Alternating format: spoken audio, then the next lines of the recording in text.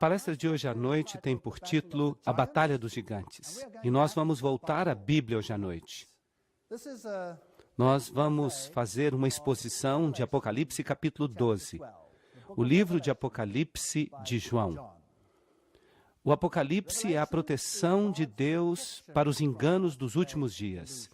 Como nós já vimos, o Apocalipse nos diz exatamente quem serão os principais personagens do tempo do fim. Quem vai estar envolvido em produzir estes grandes enganos e como evitá-los. Ele descreve uma enorme luta entre as forças do bem e as forças do mal. Mas é apenas um breve resumo. Os detalhes da guerra são dados nos capítulos antes do capítulo 12 e nos capítulos depois do capítulo 12. Portanto, hoje à noite, nós vamos dar uma olhada na luta e nós vamos nos ater a um ou dois importantes componentes. E nas próximas palestras nós vamos entrar na complexidade desta questão e vamos ver quem é quem e quem é descrito. Bem, a batalha começou não apenas no Éden, mas antes mesmo disso. Só que em Gênesis 1:27 está escrito: assim Deus criou o homem à sua própria imagem, a imagem de Deus o criou. Macho e fêmea o criou. Esta é uma fantástica nova criação com a qual Deus forma seres que são macho e fêmea. E Deus disse: façamos o homem à nossa imagem. Há um plural aqui. Segundo a nossa semelhança, e que ele tenha domínio sobre os peixes do mar, e sobre as aves do ar, e sobre o gado, e sobre toda a terra, e sobre toda criatura que rasteja sobre a terra. Este é um cenário completamente novo. Completamente novo. Porque aqui Deus está criando uma ordem de seres que deve ter domínio. Nenhum dos anjos tinha domínio. Nenhum dos anjos foi criado macho e fêmea. Trata-se de uma nova ordem. A Bíblia nos diz claramente que os anjos não são como nós. E por que Deus faria algo assim? Vejam, Deus estava criando uma nova ordem de seres capazes de compreender a mente de Deus, até mesmo a sua capacidade de habilidade criativa.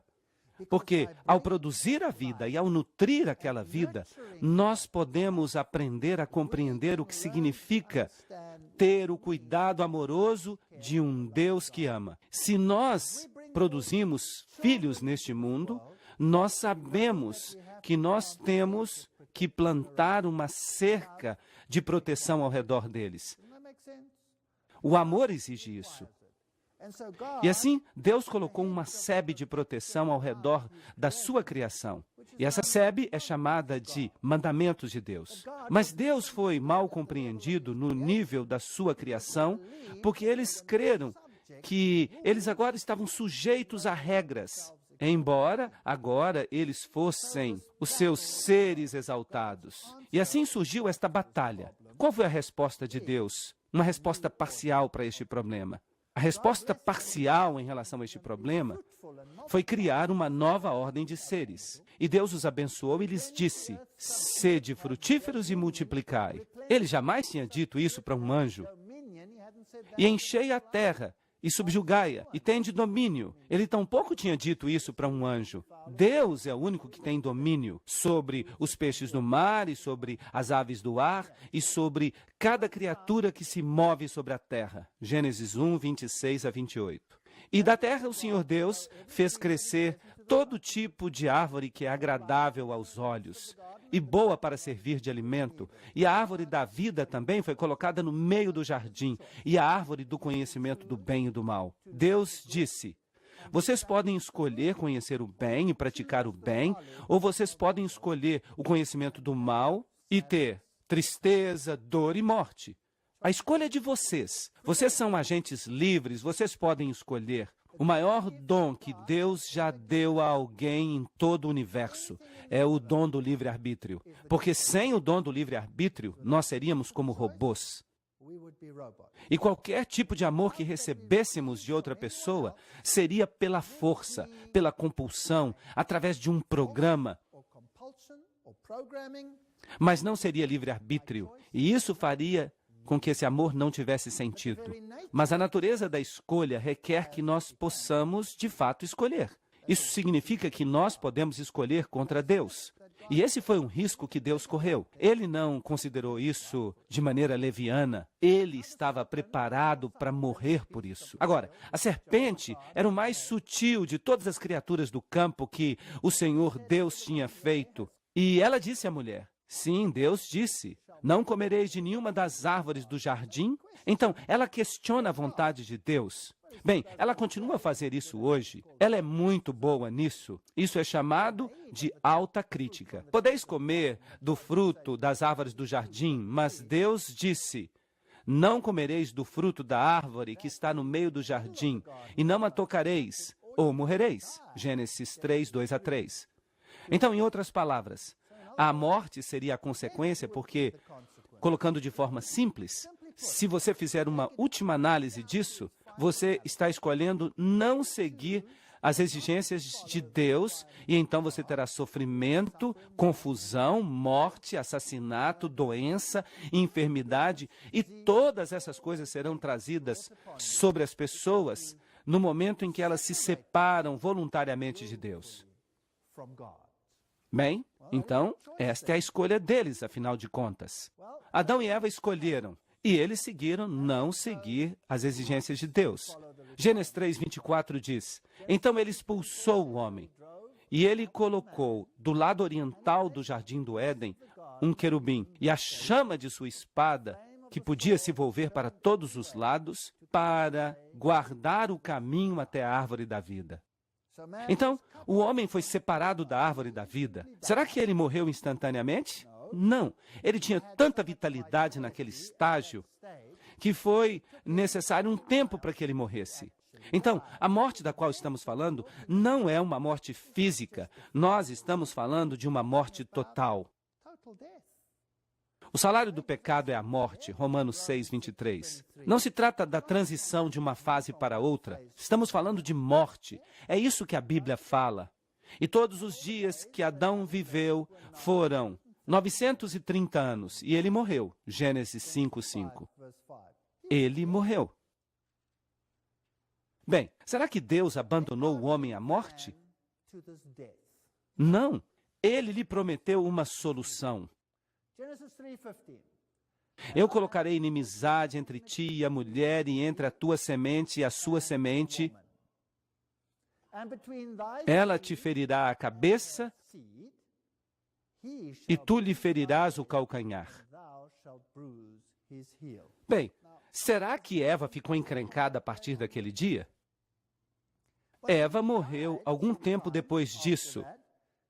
E agora, quem é que está encrencado? Certamente essa referência não é a Eva. Então quem é a mulher? Bem, daqui a pouco eu vou explicar isso com mais detalhes. Uma mulher na Bíblia, usada no sentido profético, é um símbolo do povo de Deus. E nós vamos discutir isso daqui a pouquinho. Então, quando a Bíblia fala de uma mulher, de uma noiva, trata-se de um símbolo daqueles que são casados com Deus, o seu povo.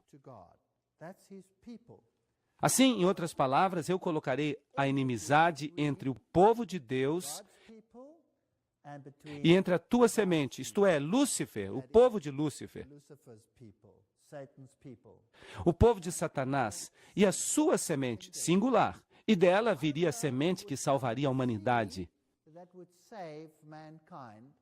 E aquela semente, diz Paulo, é singular, uma referência a Jesus.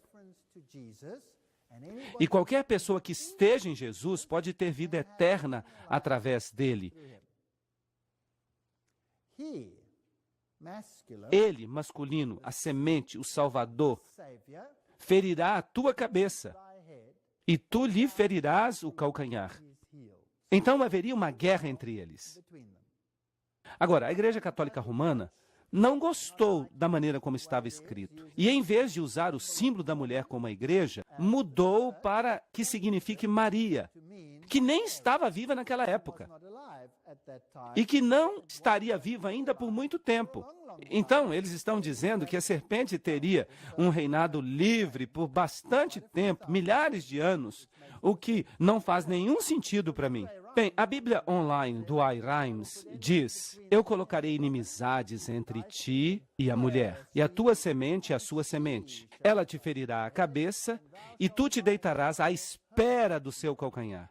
Isso é virar o evangelho inteiro de cabeça para baixo.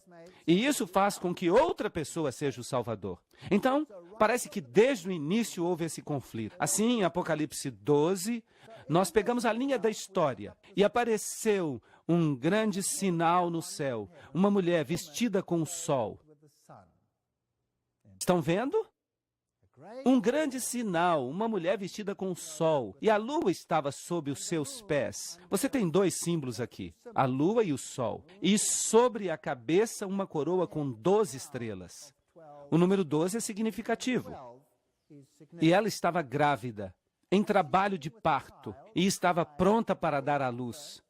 Agora, o catolicismo faz disso uma frase literal e diz que Maria estava grávida.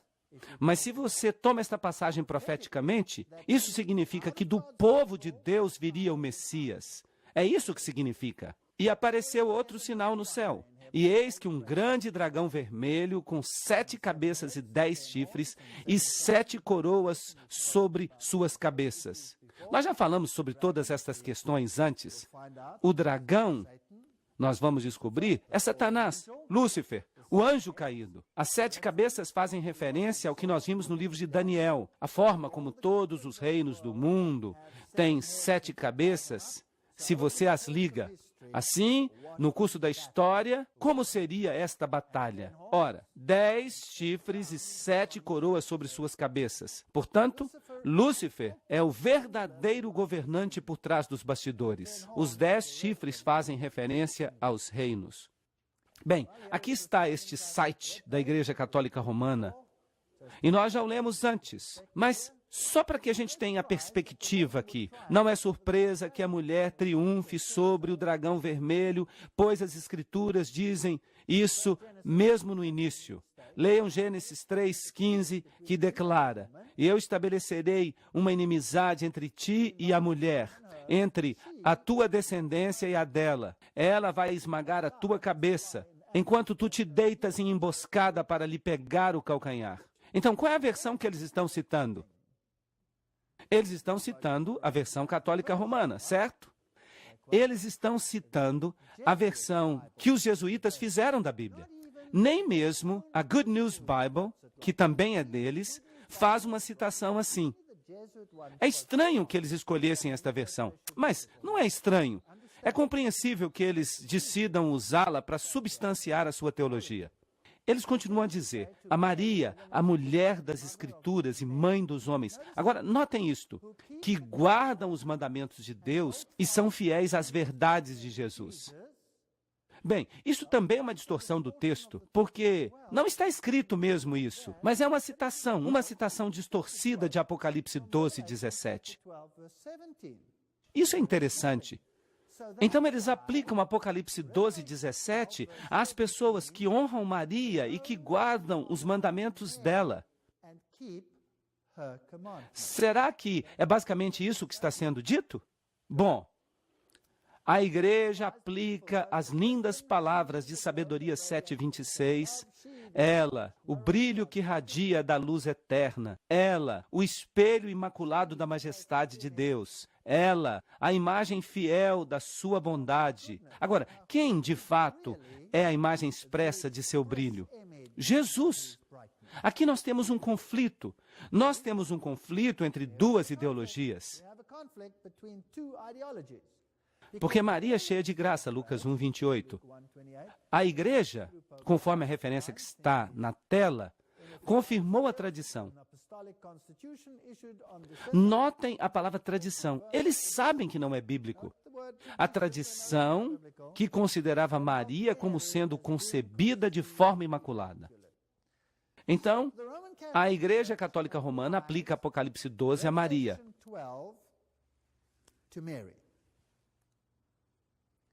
Claro, a referência é também que nós guardamos os mandamentos dela, porque essa é a batalha. O Papa pode modificar a lei divina. Prompta Biblioteca, artigo 2.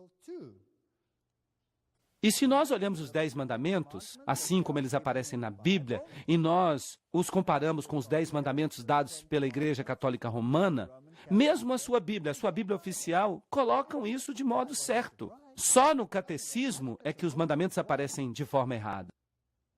Os mandamentos originais dados por Deus, tu não terás outros deuses diante de mim, eu sou o Senhor teu Deus, tu não terás outros deuses diante de mim, isso é a mesma coisa.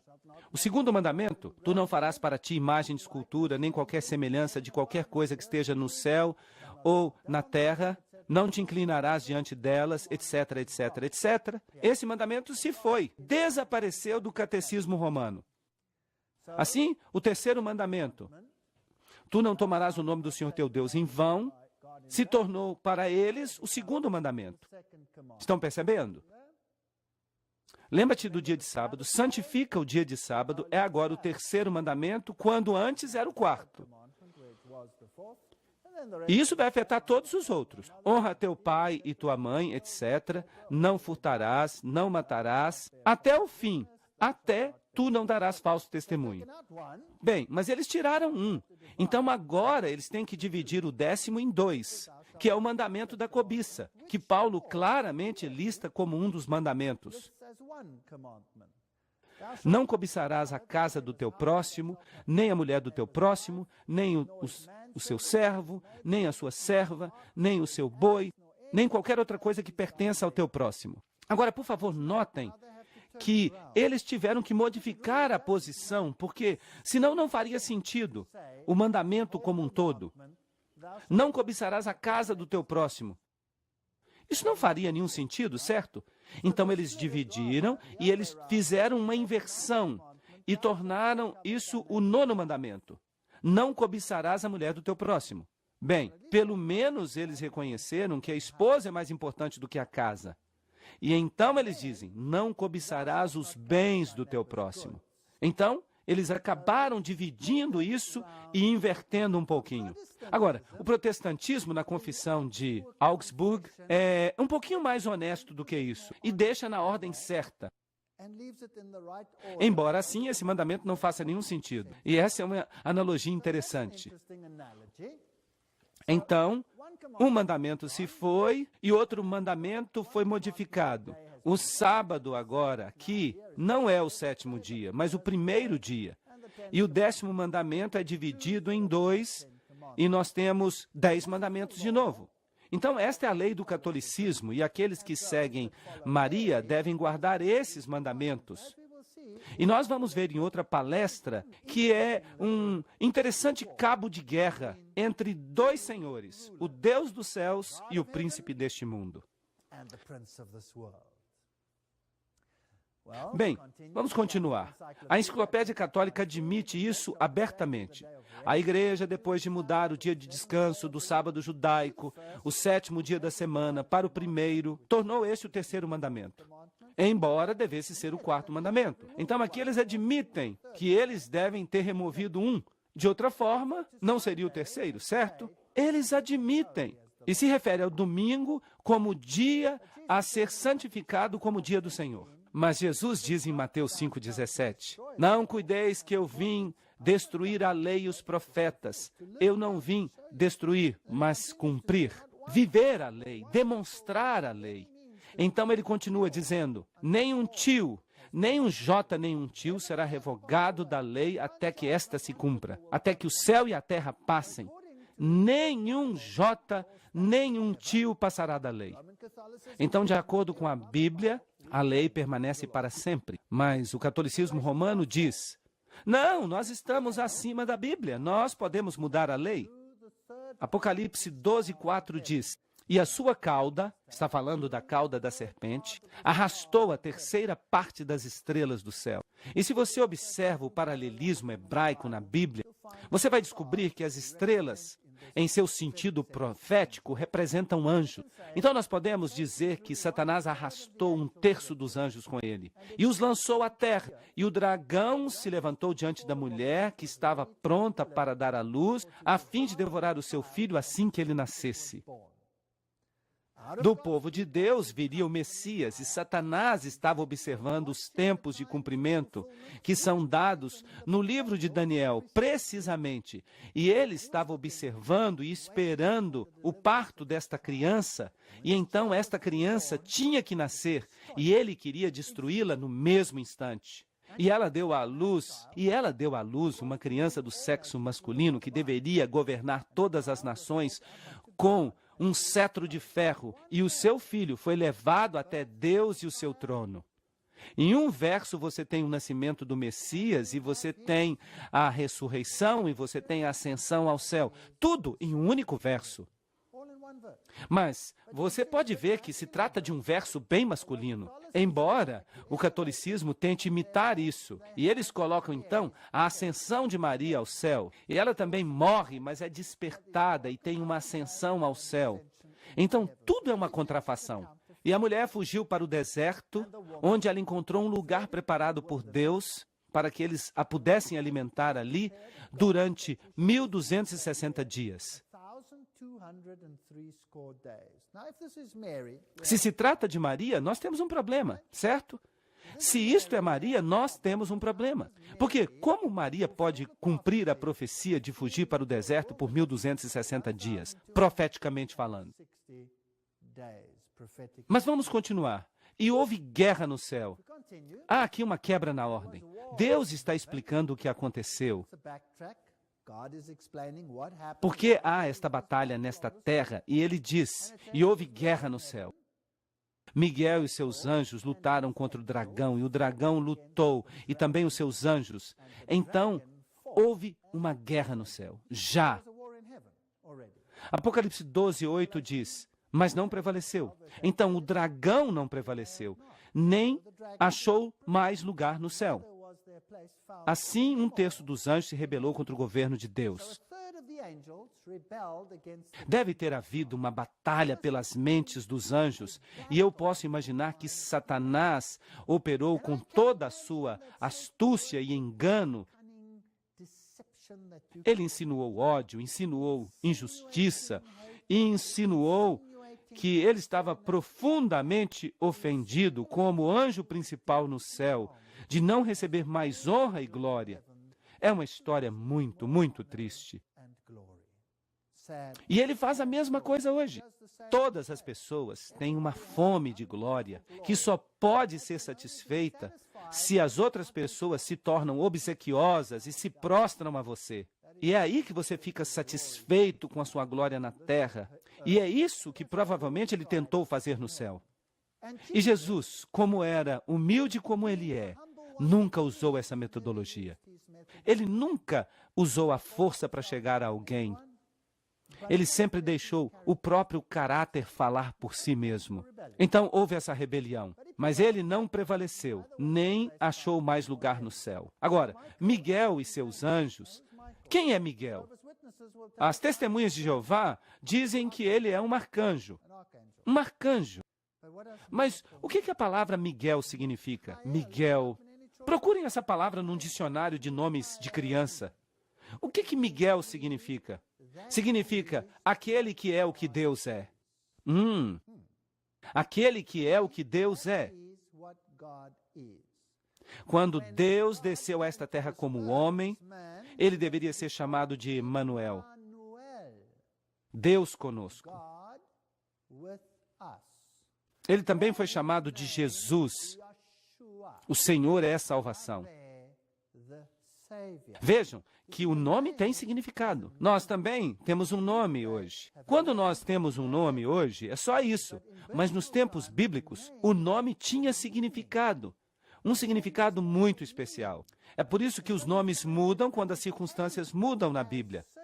Você consegue pensar em algum caso interessante no qual o nome foi mudado quando a circunstância mudou?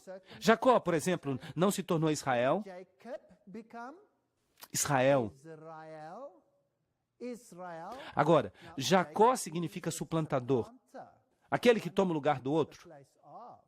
Ele tinha sido o segundo a sair, mas ele tomou o lugar do primeiro. Mas ele se arrependeu mais tarde disso. Ele certamente se arrependeu.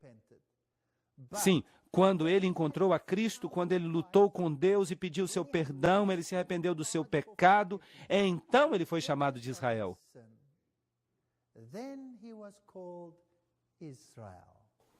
Aquele que lutou com Deus e venceu. Percebem? O nome mudou porque as circunstâncias mudaram. Agora, Miguel significa aquele que é o que Deus é. Vamos dar uma olhada. Miguel é chamado em Daniel 10, 21 de vosso governante. Então, ele é o governante do povo de Deus. E quem é o governante do povo de Deus? Jesus. E Jesus estava no céu antes de descer à terra, certo? Sim ou não? Sim. Ele estava no céu antes de descer à terra. E naquele momento ele não era chamado de Jesus, o Senhor é salvação. Ele ainda teria que descer e morrer por nós? Não. Ele era chamado de Miguel, aquele que é o que Deus é. Então vamos continuar. E naquele tempo, Miguel se levantará, o grande príncipe que se levanta pelos filhos do teu povo. Daniel 12, 1. Quem é o grande príncipe que se levanta por nós? Só há um, e a Bíblia deixa isso bem claro. Jesus é aquele que se levanta por nós. Mas Miguel, o arcanjo, quando lutou contra o diabo, contendeu pelo corpo de Moisés, Judas 9. Quem tem o direito de contender pelo corpo de alguém que deve ser ressuscitado? Quem? Somente Deus. Somente Jesus tem o direito de fazer isso. Será que ele ressuscitou a Moisés dos mortos? Sim ou não? Claro que sim. Como nós sabemos disso? Porque Moisés apareceu a ele no Monte da Transfiguração. E como sabemos disso? Bem, aqui estava ele ressuscitado. E quem mais apareceu com ele? Elias. E Elias nunca morreu. Então, um representa aqueles que serão trasladados sem ver a morte, Elias, e o outro representa aqueles que serão ressuscitados pelo poder do mesmo Cristo e que terão vida eterna. Bem, agora vamos ver como a Bíblia aplica esta palavra arcanjo. Pois o Senhor mesmo, agora nós sabemos que é Jesus Cristo, descerá do céu com um clamor, com voz de arcanjo e com o soar da trombeta de Deus, e os mortos em Cristo se levantarão primeiro. 1 Tessalonicenses 4,16. João 5,28 diz que é a voz do Filho do Homem. Tudo bem.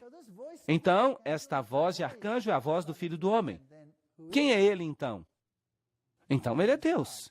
Vejam que a palavra arcanjo pode significar anjo, o mais elevado anjo, mas ela também significa o mensageiro mais elevado. Agora, qual a maior mensagem da divindade? A manifestação da divindade que pode nos tocar e nos alcançar e falar conosco e se comunicar conosco e prover acesso para nós até Deus. Então, a maior mensagem que Deus tem é Ele mesmo, sob a forma daquele que é o que Deus é, Miguel.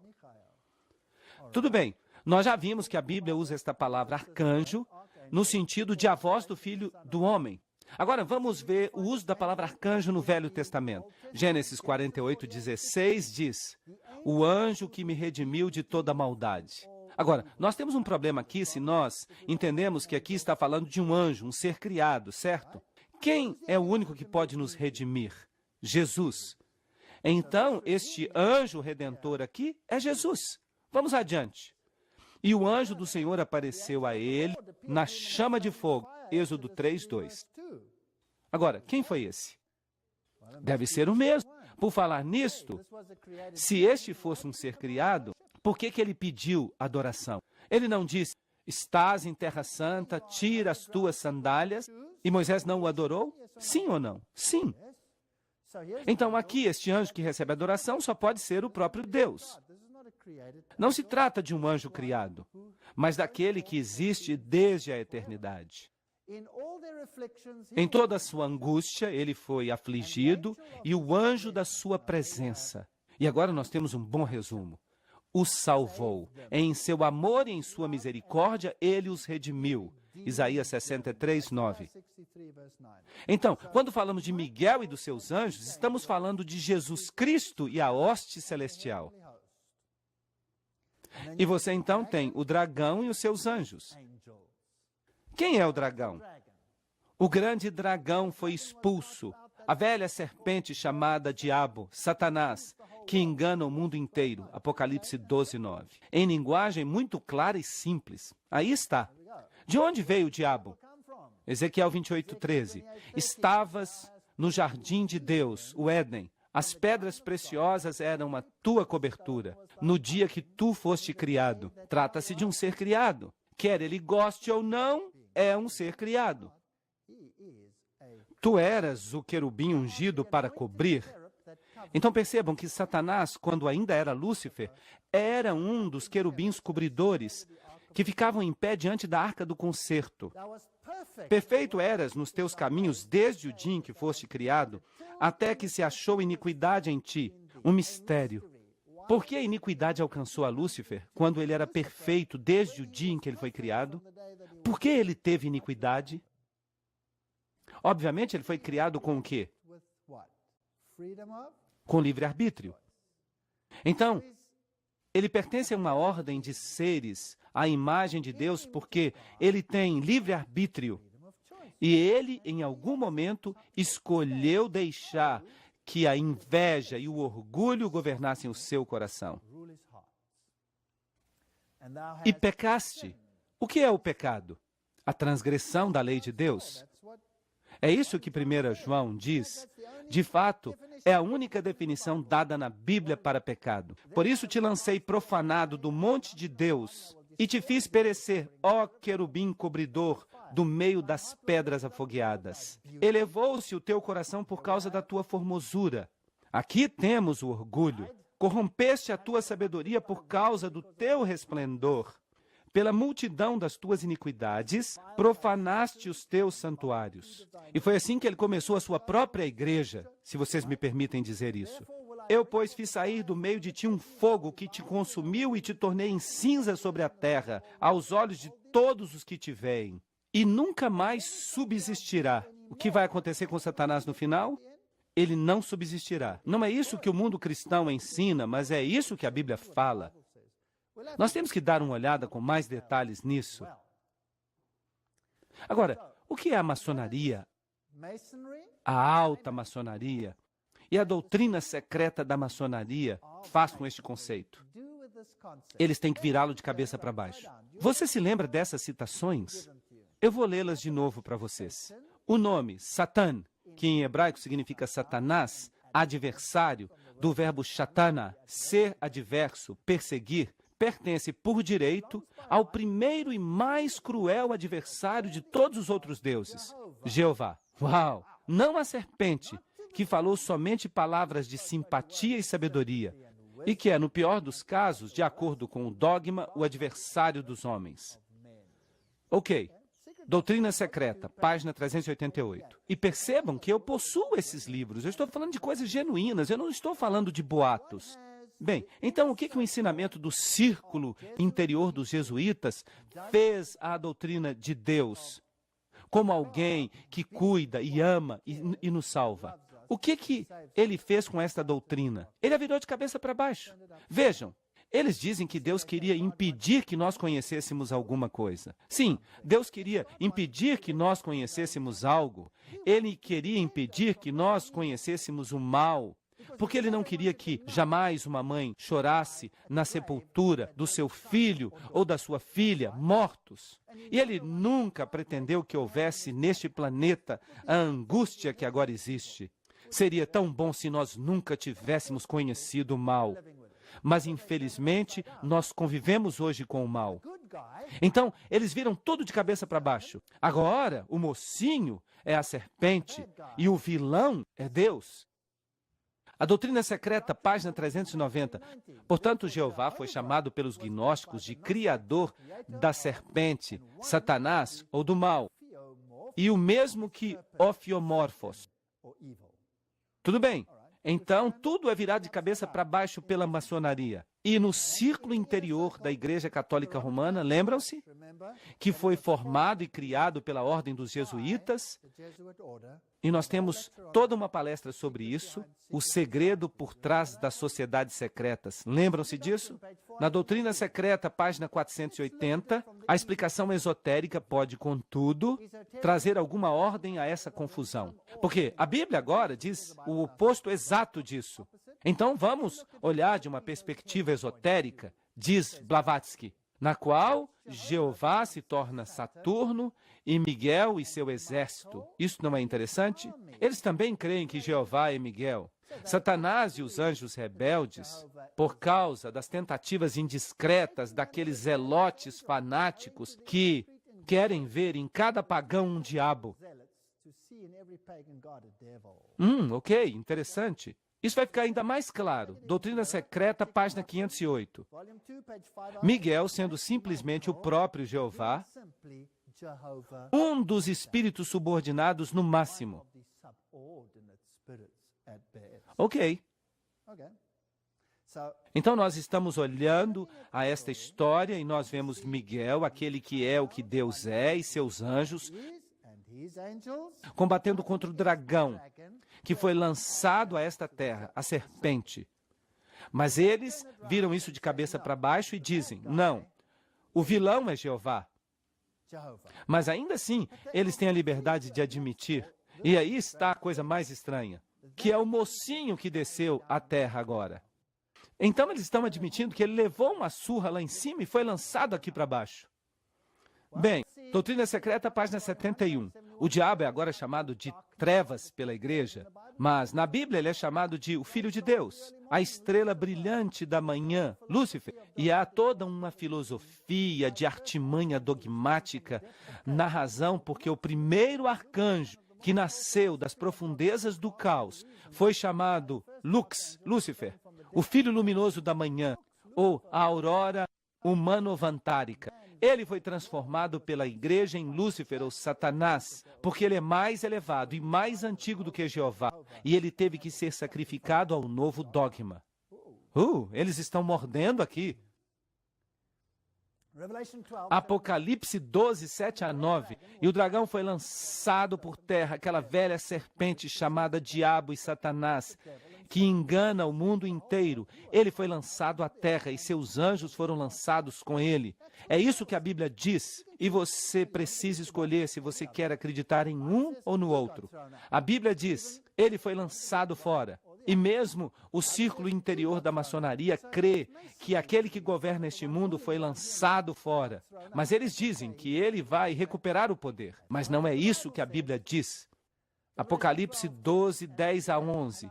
E eu ouvi uma voz alta no céu dizendo, agora veio a salvação, e a força, e o reino de nosso Deus, e o poder do seu Cristo, pois o acusador dos nossos irmãos foi lançado fora, que os acusava diante de Deus dia e noite.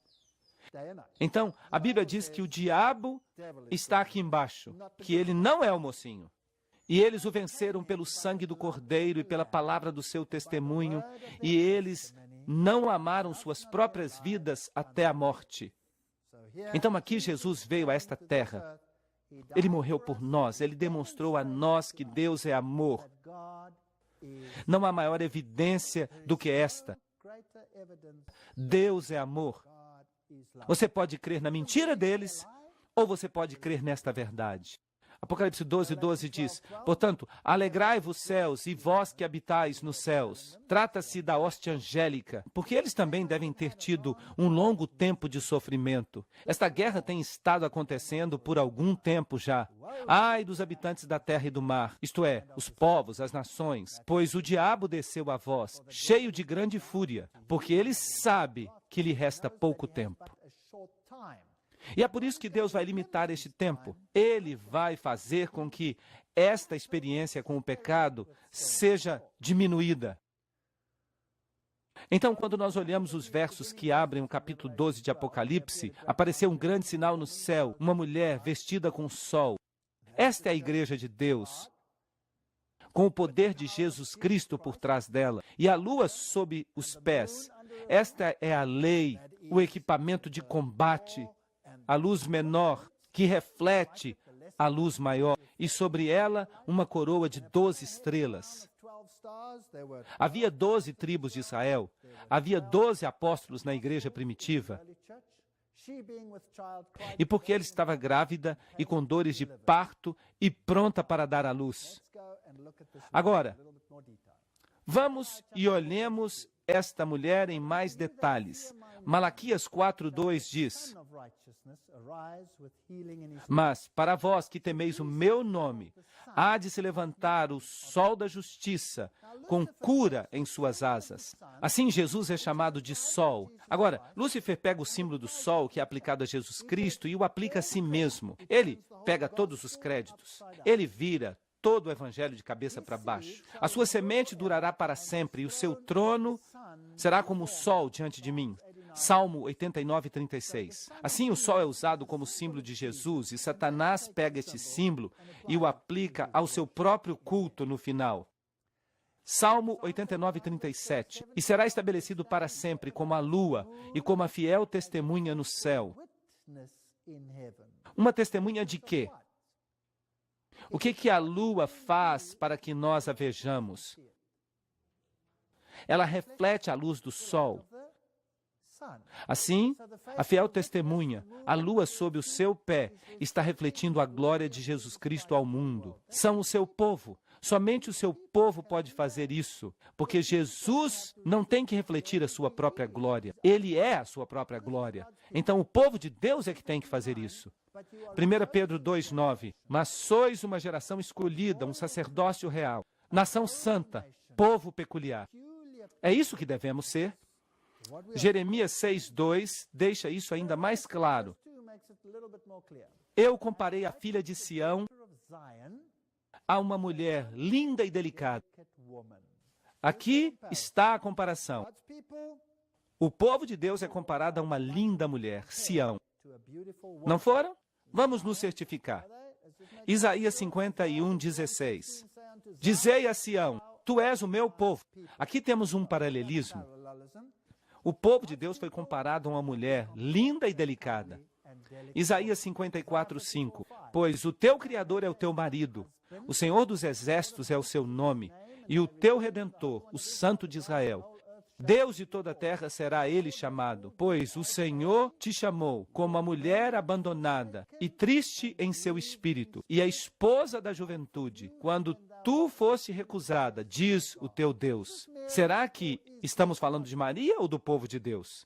É claro que estamos falando do povo de Deus. Oséias 2:19. E eu te desposarei para todo sempre. Sim, eu te desposarei em justiça e em juízo, e em amor terno e em misericórdias. Eu te desposarei em fidelidade, e tu conhecerás o Senhor. Então, nós nos casamos com Jesus Cristo.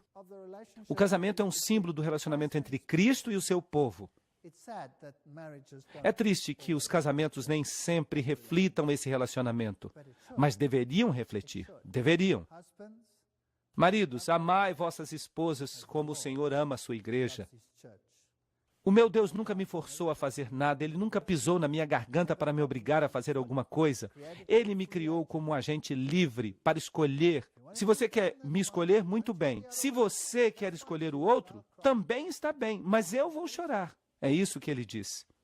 Mas eu tenho ciúmes de ti, ciúmes santos, não ciúme humano, porque eu te desposei como marido, para que eu te apresentasse como virgem casta a Cristo. 2 Coríntios 11:2. O simbolismo aí é fascinante.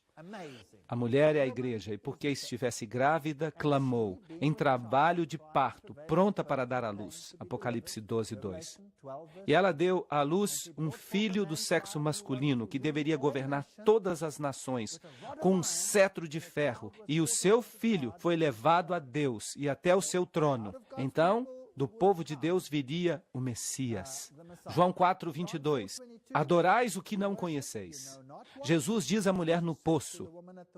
Nós conhecemos, ele está falando como judeu, aquele que adoramos, pois a salvação vem dos judeus.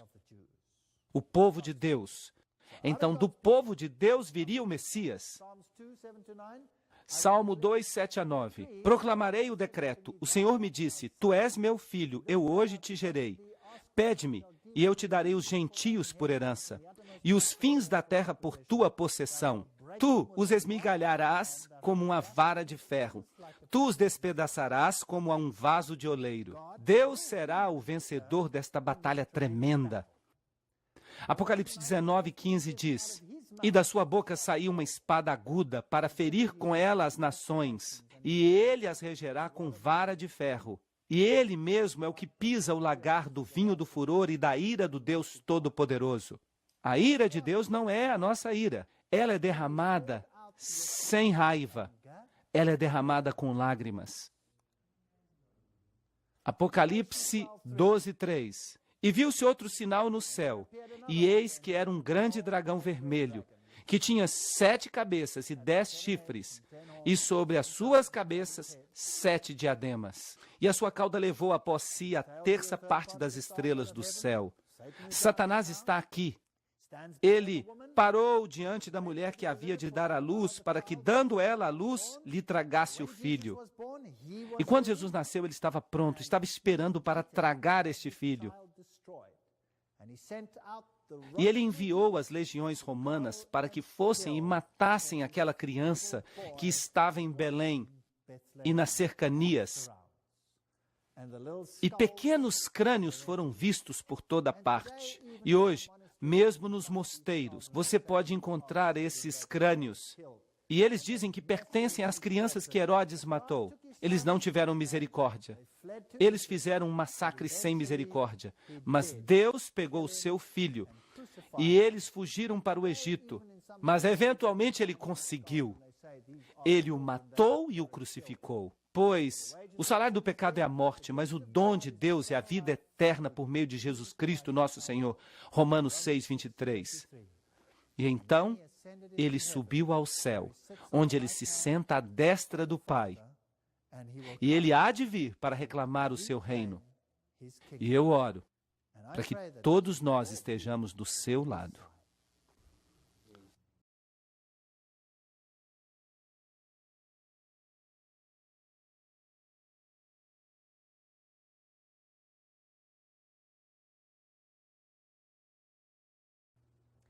Agora vejamos o lado do adversário. Hebreus 2,14. Uma vez que os filhos são carne e sangue, ele também partilhou de sua humanidade, para que por sua morte ele pudesse destruir aquele que tem o poder da morte, isto é, o diabo. Então o diabo pensava que o tinha derrotado. Mas a maior derrota aparente se tornou a maior vitória de todos os tempos. Assim, a igreja do Velho Testamento foi orientada e protegida por Deus, de modo que ela pudesse proclamar e dar lugar ao Messias. Apocalipse 12, 13. E o dragão perseguiu a mulher que tinha dado à luz a criança. Agora, será que esta é Maria? O que o dragão fez depois que o Senhor foi levado ao céu? O que ele fez? Ele perseguiu o povo de Deus. Então o dragão, Satanás, agora vai atrás daqueles que professam a Jesus Cristo. Apocalipse 12, 6. E a mulher fugiu para o deserto. Trata-se de um lugar com pouca gente, não um lugar com muitas nações. É um deserto, um lugar seco, oculto, solitário, onde ela tinha um lugar preparado por Deus, para que eles a pudessem alimentar ali por 1.260 dias. Apocalipse 12, 6. Agora, nós já ouvimos isso antes. Agora, vamos dar uma olhada no paralelismo hebraico aqui. 1.260 dias. Se nós formos até Apocalipse 12, 14, nós temos o mesmo simbolismo. E a mulher, vejam, aí está a mulher. Foram dadas 2 asas de uma grande águia, para que ela pudesse fugir ao deserto, até o seu lugar, onde ela é alimentada por um tempo, e tempos e metade de um tempo. Então nós temos 2 tempos mencionados aqui. 1.260 dias e tempos e metade de um tempo. Mas é o mesmo simbolismo. temos a mulher, temos o deserto e temos tempo. O que isso nos diz? Trata-se do mesmo período de tempo. Profeticamente, é o mesmo período.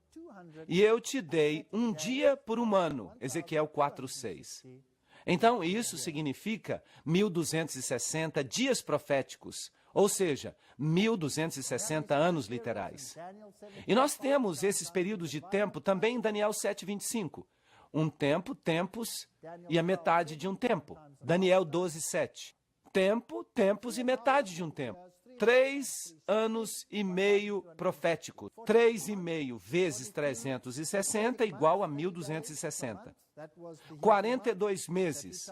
42 meses proféticos. 30 dias por mês. Esse era o número de dias no mês hebraico. 30 vezes 42, 1.260. Tempo, tempos e metade de um tempo. 42 meses. 1, 2, 3, 4, 5, 6, 7. 7 vezes. 7 é o número da perfeição. Este poder ocupa o lugar de Deus. Por isso temos 7 vezes. Agora, nós já falamos disso. O período de 1.260 dias, quando nós lidamos com Apocalipse capítulo 11. Por isso eu não vou falar desse aspecto em detalhes. Basta dizer que o sistema papal oficialmente começou o seu governo em 538 e foi oficialmente terminado em 1798, numa aparente ferida quando o Papa foi levado cativo, e Napoleão declarou que o governo do papado tinha acabado. Claro, a Bíblia diz que a ferida seria curada e que, mais uma vez, esse poder se qualificaria como besta e que o mundo inteiro seguiria. Mas durante esse período de 1.260 dias, de 538 a 1798, o papado incansavelmente perseguiu o povo de Deus, que estava espalhado e que se ocultava no deserto. Números 1, 51 a 53, o tabernáculo foi erigido no meio do povo. E João 1,14 diz que Jesus estava no meio do seu povo. O tabernáculo é o caminho da salvação. Jesus é a porta, Jesus é o sacrifício, Jesus é aquele que te lava, Jesus é a luz do mundo, o intercessor, o pão da vida, aquele que nos protege das consequências da lei. Esta é a história do tabernáculo. Ele nos cobre com a sua justiça. Tudo representa a Jesus Cristo. A igreja no deserto e o tabernáculo no deserto são paralelos lindos entre o Antigo e o Novo Testamento. Então, o objetivo de Satanás era atacar a igreja de Deus. Ele estava furioso. Ele não tinha derrotado a Jesus Cristo. Jesus Cristo tinha ressuscitado dos mortos. Ele sabia que a sua batalha estava perdida e por isso ele estava furioso. E quem seria a sua espada? Apocalipse 17. Eu vi uma mulher sentada numa besta escarlate cheia de nomes de blasfêmia. Nós já falamos sobre isso em detalhes. E sobre a sua fronte estava escrito o nome, mistério, Babilônia a Grande, a mãe das prostitutas e abominações da terra. Apocalipse 17, 5. O mistério, Babilônia a Grande. A cidade de Babilônia teve a sua origem quando Deus confundiu as línguas na Torre de Babel. O termo Babilônia em Apocalipse representa a confusão religiosa. E Babel é um portal para Deus, uma outra forma de ser salvo. Então, o que este sistema representa? Em primeiro lugar, representa a autoridade do homem. Em segundo lugar, a palavra do homem. Eles mudaram a palavra de Deus. Agora são eles que ditam as normas. As obras do homem. Como ser salvo por suas próprias obras. A lei do homem. Eles mudaram a lei. Transformaram-na em direitos humanos e as tradições do homem. Bem, Deus diz que nós precisamos escolher. Em 1 Reis 18, 21 temos: E Elias veio até todo o povo e disse: Por quanto tempo cocheareis entre duas opiniões? Se o Senhor é Deus, seguiu. Mas se Baal, então seguiu. Há uma escolha aqui? Sim, nós temos a liberdade de escolha, graças a Deus. Então, esta tendência para adotar um paganismo pela metade já estava desenvolvida desde o início. E os homens justos tentaram conter essa maré. Mas a apostasia chegou até que a igreja, com exceção de um pequeno remanescente, foi submersa na superstição pagã. As Duas Babilônias, página 93. E assim o paganismo entrou na igreja, mascarado de cristianismo. Nós já estudamos o simbolismo. A meia-lua, a lua com a foice, a estrela, simbolizando o nascimento do Messias, que capacitaria as pessoas a se tornarem deuses e a viverem para sempre. Eles tinham o mesmo sistema na Mesopotâmia, também no Egito, onde eles tinham até a trindade, Ísis, Horus e Sete. Os gnósticos viraram o evangelho de cabeça para baixo.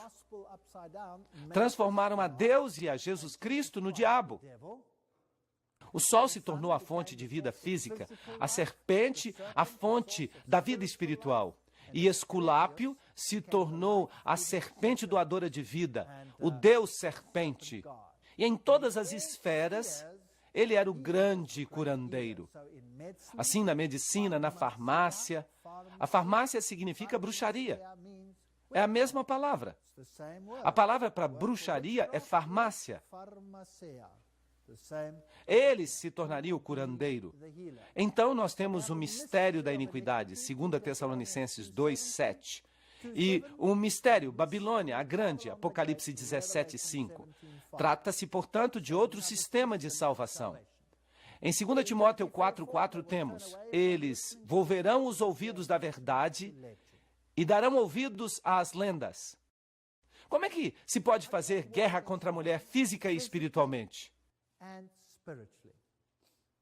E Deus passou por alto este tempo de ignorância. Eu gosto desse texto, Atos 17:30, porque sempre as pessoas perguntam: e as pessoas que não sabiam? E essas pobres pessoas no catolicismo de hoje, que adoram a Deus de acordo com os ditames da sua própria consciência, o que vai acontecer com eles? Eles todos se perderão? Não, Deus passou por alto o tempo da ignorância.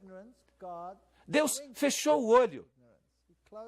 Ele os julga de acordo com a luz que eles tiveram e de acordo com sua habilidade de fazer o que é certo nas circunstâncias do seu conhecimento.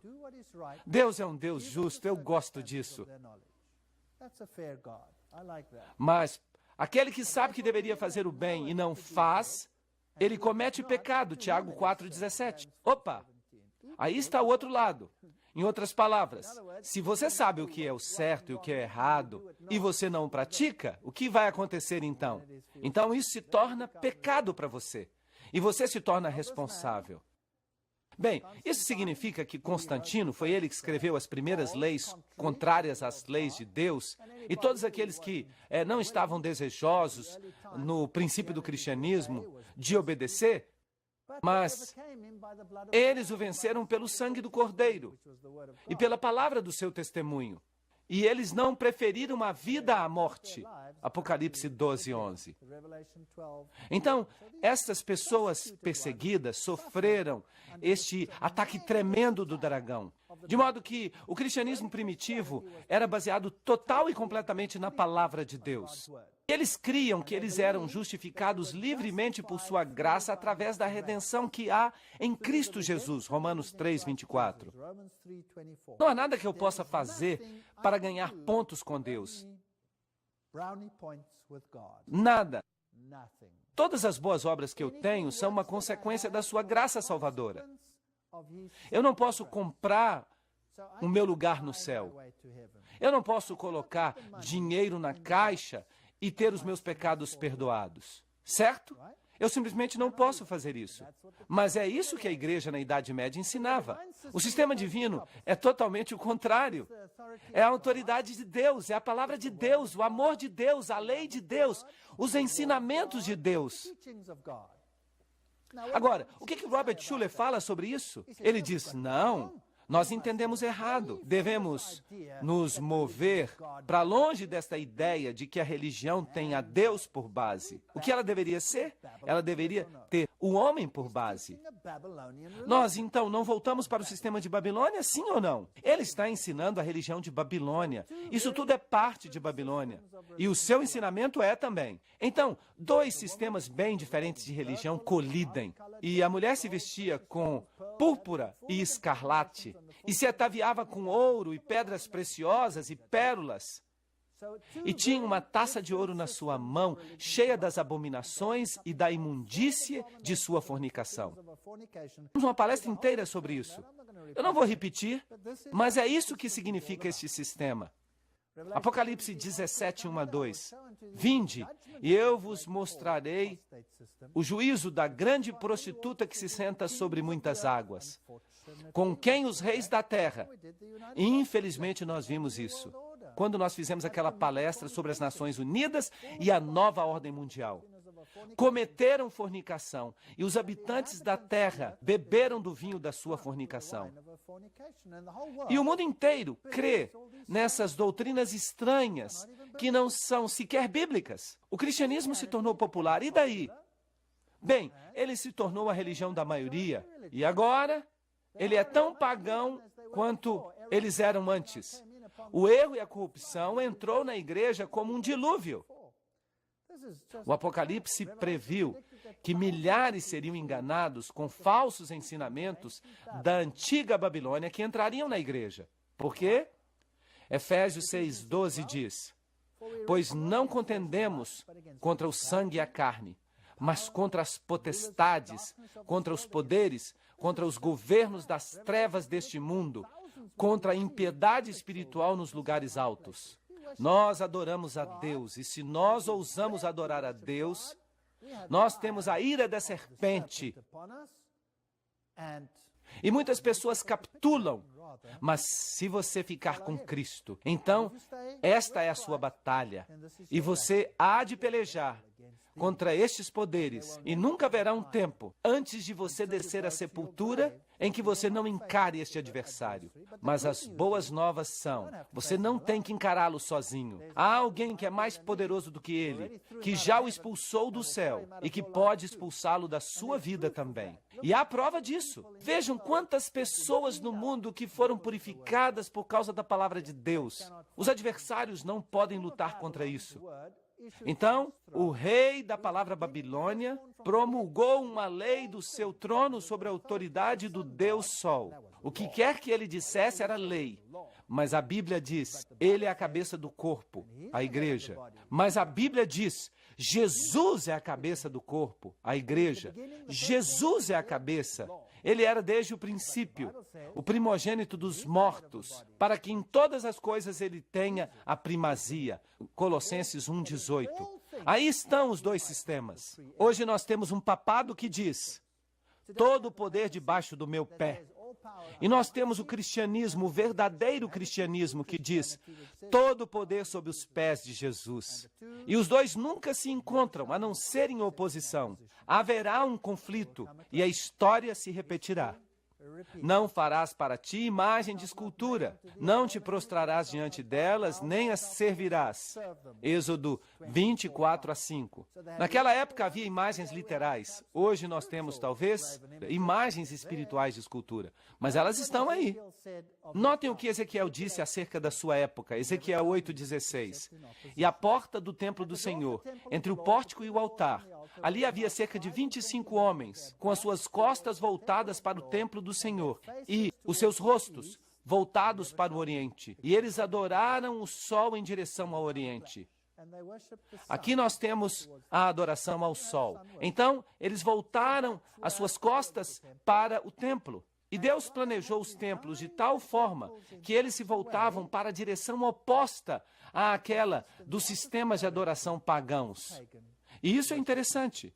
Você perceberá isso no momento. E eles voltaram as suas costas para o templo e olharam para o Oriente. Interessante. Então voltaram as suas costas. E o sol era o principal deus do paganismo. Esta é uma citação interessante. O sol tem adoradores neste mesmo momento na Pérsia e em outras terras. Há, em verdade, algo da realeza no sol, que faz dele um emblema adequado de Jesus, o sol da justiça. Então, a igreja nesses países parece ter dito: podem usar esse velho nome pagão. Ele vai permanecer consagrado, santificado. E assim, o domingo pagão, dedicado a Balder, se tornou o domingo cristão, sagrado a Jesus. O domingo, sendo o dia no qual os gentios solenemente adoravam esse planeta, o Sol, os cristãos pensaram que deveria ser adequado manter o mesmo nome e o mesmo dia, para que eles não pudessem parecer mesquinhos e assim impedir a conversão dos gentios. Então foi isso que o catolicismo romano fez. Eles simplesmente assimilaram. E o velho culto ao sol está vivo e ativo hoje. No Egito, o sol era representado por um enorme ponto vermelho. Nós vamos falar sobre esse ponto vermelho mais tarde. E você vai ficar surpreso onde é que ele pode ser encontrado no mundo hoje. E é claro, havia também o nascimento do Deus Sol.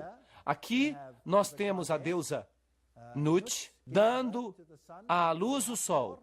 O templo de Hathor, ali ela consome o sol e dá a luz ao sol, ele renasce. E aqui temos a mesma coisa no sistema egípcio, o sol nascendo, então ela dá a luz e o sol nasce. O mesmo na religião asteca, no México, o Deus Sol nascendo de uma mulher. E aqui você tem os reis do Ceilão, Sri Lanka.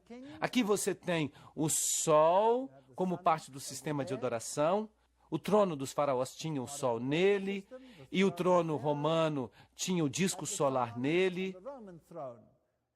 Então são todos sistemas de adoração do sol do paganismo. Se você gosta de egiptologia, você vai encontrar o disco vermelho em chifres. E você vai ver leões sustentando o disco solar no horizonte. Isso era parte da religião egípcia. Então vamos olhar os nomes dos dias em inglês. Monday era o dia da lua, com a assimilação dos deuses pagãos, escandinavos e anglo-saxões. Tyr, um dos deuses mais velhos da mitologia norueguesa, passou a se identificar com Marte, e por isso nós temos Tisdag, ou Tuesday, terça-feira. Wednesday, quarta-feira, vem de Woden, também conhecido como Odin. E Thor, o deus do trovão dos primeiros povos germânicos, é sinônimo de Thursday, quinta-feira, relacionado com o deus romano Júpiter, enquanto Friday, sexta-feira, recebe o nome de Frigg, a esposa de Odin e a mãe de outro deus pagão, Balder. Aí estão esses nomes. O dia de Saturno é Saturday, sábado, que é seguido por Sunday, domingo, dia de descanso e recreação, que é observado hoje. O Sol no Mito e na Arte, um livro publicado pela Unesco. Então, eles estão nos dizendo que todo o nosso sistema, toda a nossa cultura, tem por base a adoração pagã do Sol. Vejam o Giovannini. Ele tinha o sol bem ali e os símbolos que o papado usa hoje, os símbolos maçônicos, vão além daquilo que pode ser mencionado. Há toda uma palestra em outra série que é chamada O Vinho de Babilônia. Se você quiser ver todo o simbolismo no catolicismo que lida com a adoração do sol. Isis, Horus, Set. O emblema da ordem jesuíta significa Isis, Horus, Set. A trindade egípcia. E você percebe todos esses símbolos na basílica. Muito fascinante. As cruzes aqui, os símbolos dos pássaros, os símbolos de todas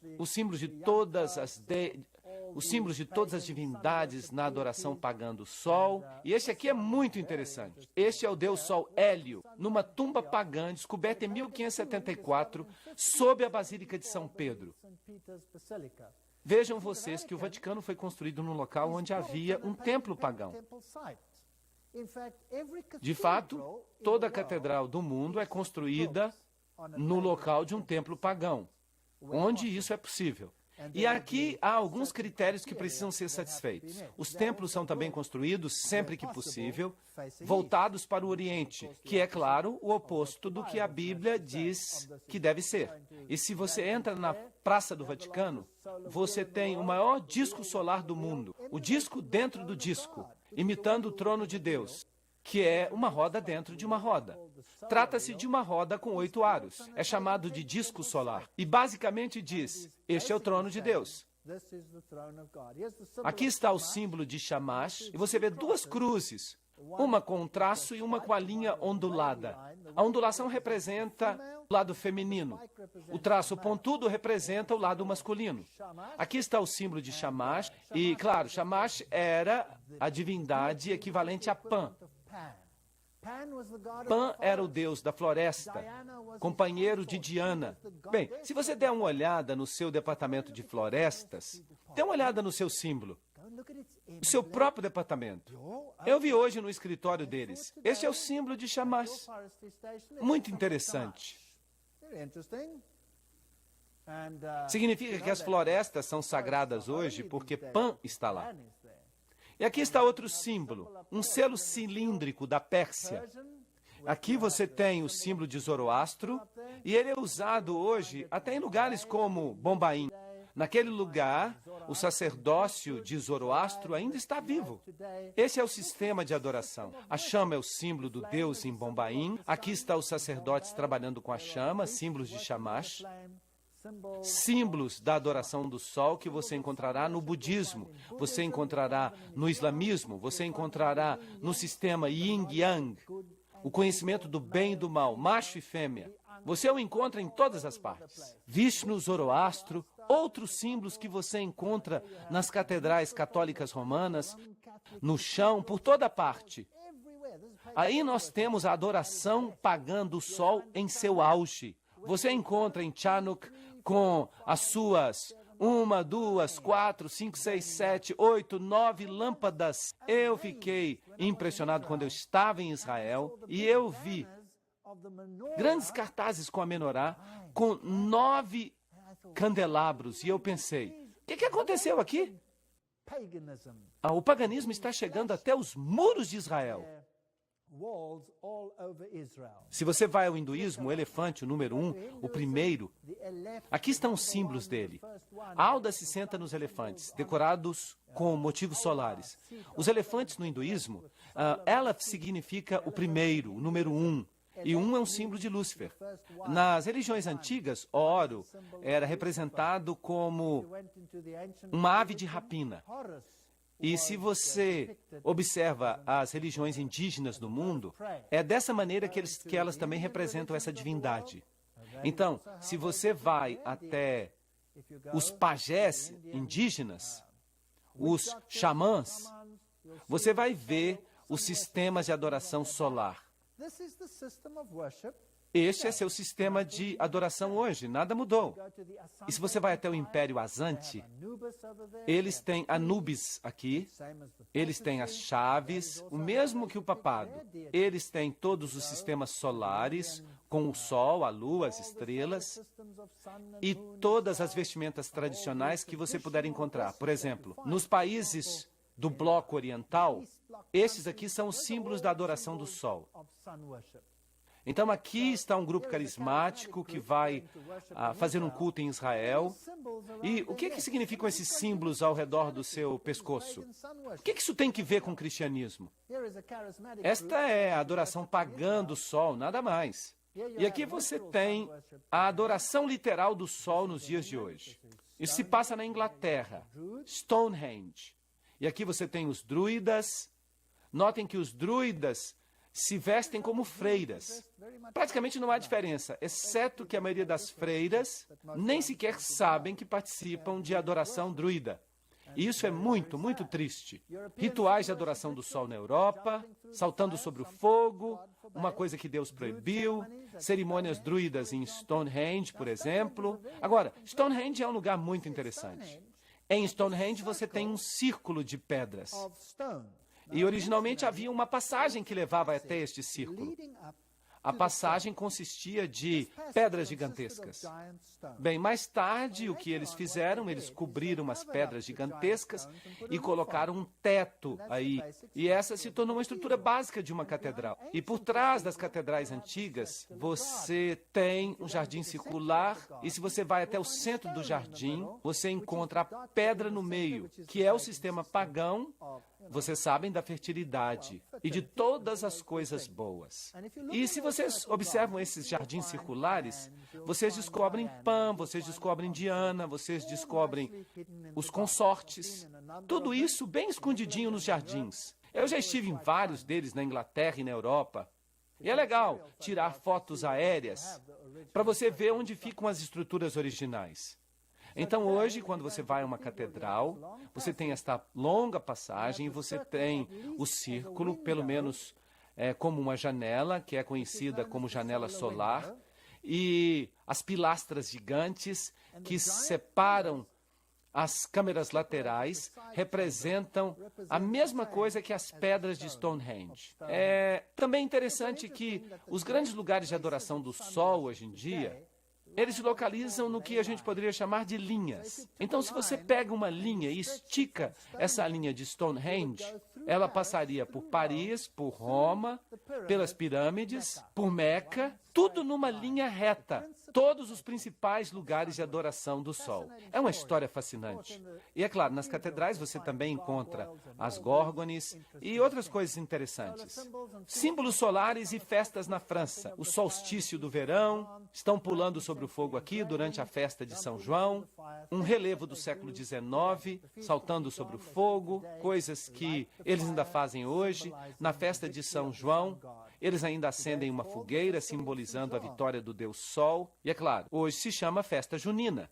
E se nós formos até as religiões orientais, encontramos cada um desses pequenos movimentos. Movimentos de mãos, danças, rituais, tudo ritual do Sol. E você pode perceber este movimento da mão aqui. Aqui onde essa pessoa está. Trata-se de um símbolo pagão antigo e o papado o utiliza como bênção. E se você for até os rituais maçônicos, você sabe alguém que tem que fazer um juramento desta maneira? Os escoteiros, por exemplo, eles fazem o seu juramento assim. Sistemas pagãos de adoração do Sol, usados pelo papado e todas estas coisas. Então, o dragão perseguiu a mulher que estava para dar à luz. E à mulher foram dadas 2 asas de uma grande águia para que ela pudesse fugir para o deserto. Você percebe como Satanás adota todos os símbolos que Deus tem para si mesmo? Ele copia tudo. Satanás nada mais é do que uma máquina de Xerox, para que ela possa voar ao deserto até o seu lugar, onde ela é alimentada por um tempo, tempos e metade de um tempo. De 538 a 1798, os valdenses, os albigenses, os huguenotes, eles escaparam da ira. Todos que puderam escapar, os outros foram massacrados, sem piedade. Os valdenses, no Vale Valdense, mulheres fiéis de Deus, elas mantiveram a lâmpada da verdade brilhando, mas a sua principal ofensa foi seu amor e reverência pelas Escrituras e seu zelo de converter outras pessoas. Muitos deles sabiam o Novo Testamento todinho de cor. Certamente, se já houve um povo que temeu a Deus, eram essas pessoas infelizes que foram proscritas pela igreja e pelo Estado. O sinal de Vaudois, que discernia o valor da morte, ele seguiu a Cristo e procurou obedecer os mandamentos de Deus. Há um ponto interessante. Isso era contrário à lei de Deus. Então, os valdenses foram perseguidos, e isso vem da história da Inquisição da Idade Média. Trata-se de uma obra histórica. Muitos deles foram expulsos de suas casas com esposa e filhos. Tiravam-lhes a roupa e eram massacrados de forma desumana. Levavam também as criancinhas, esmagavam sua cabeça na rocha. E isso é típico. Leiam o juramento jesuíta, e você então vai ver o que eles faziam. Levavam-nos para cavernas e acendiam fogos e os queimavam vivos. Eram, de fato, muito cruéis, muito cruéis. Alguns eram aprisionados, outros eram massacrados, e a Inquisição fica falando que eles eram hereges, porque eles decidiam por si mesmo o que eles deveriam crer e praticar. Graças a Deus eu não sirvo um Deus assim. Portanto, por esta escritura apostólica presente, nós lhes damos a ordem estrita de que, por todos os meios possíveis, destruam todas as heresias e matem a todos aqueles que pertencem à diocese que se contaminaram com elas. Deverão exercer toda a autoridade eclesiástica contra elas e contra todos aqueles que se tornaram suspeitos por se associarem com eles. Não poderão apelar contra as suas decisões e, se necessário, vocês poderão fazer com que a princesa e o povo a suprimam com suas espadas. É isso que acontecia, isso é história. O dragão perseguiu a mulher. E o Papa Leão mandou cunhar esta medalha. Ali há uma mulher com uma taça na mão no verso. E hoje há alguns remanescentes nos vales valdenses de como essas pessoas viveram, do que elas faziam, em lugares bem isolados. E a igreja orgulhosamente exibe a Loyola, o fundador dos jesuítas, matando a oposição. Os dois que estão à base da sua espada são Lutero e Calvino. João Hus, ele foi um dos primeiros arautos. A princípio, eles não deixaram que ele celebrasse a missa, só permitiram que ele falasse. E isso foi uma bênção. E deste mesmo púlpito, tudo que ele podia fazer era pregar a palavra de Deus. Maravilhoso. Então, toda a liturgia foi abandonada e a palavra de Deus se tornou perfeita.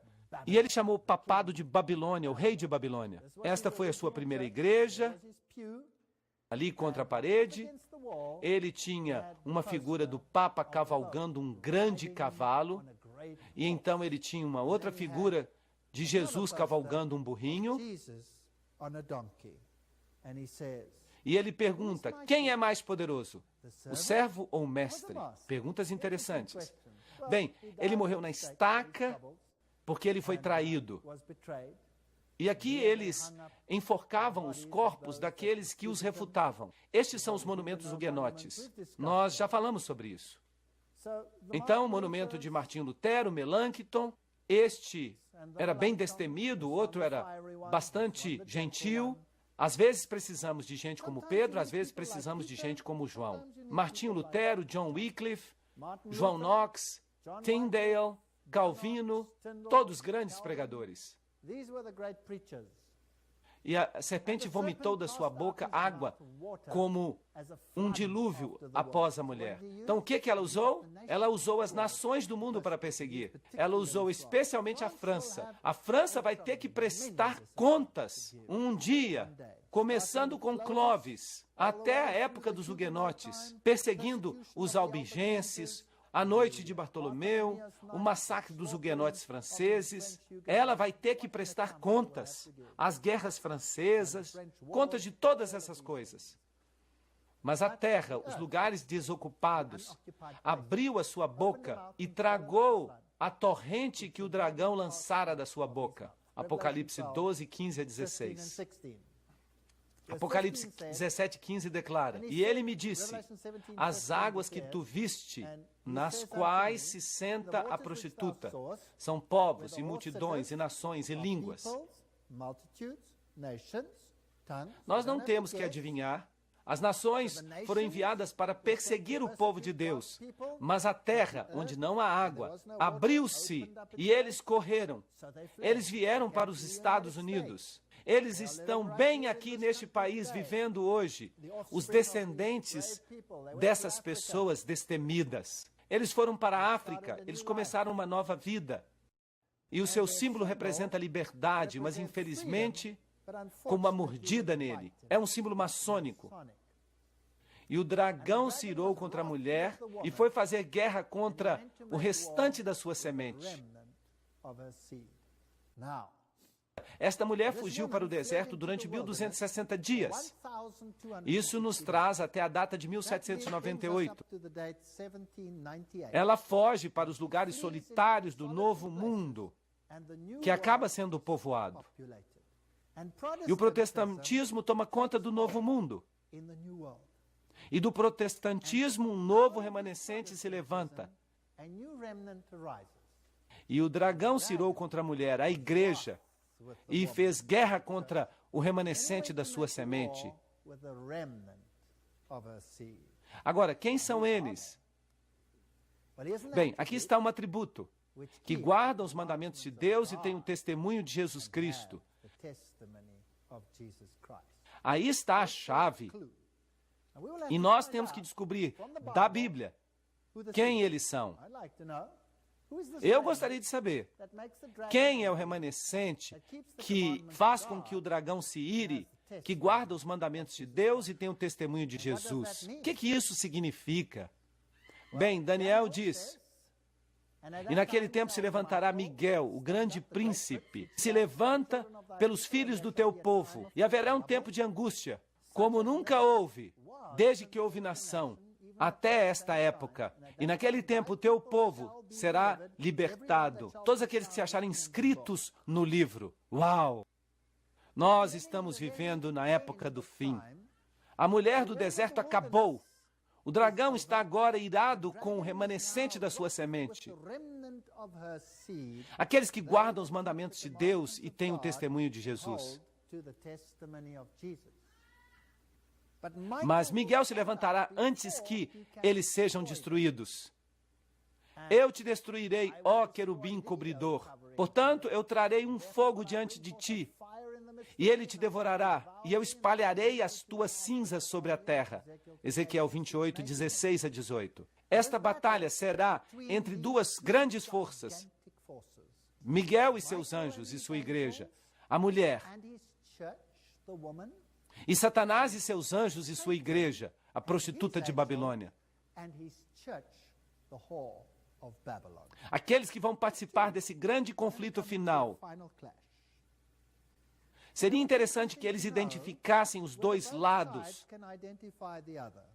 Isso seria formidável, para que pudéssemos literalmente dizer: são eles, vocês verão.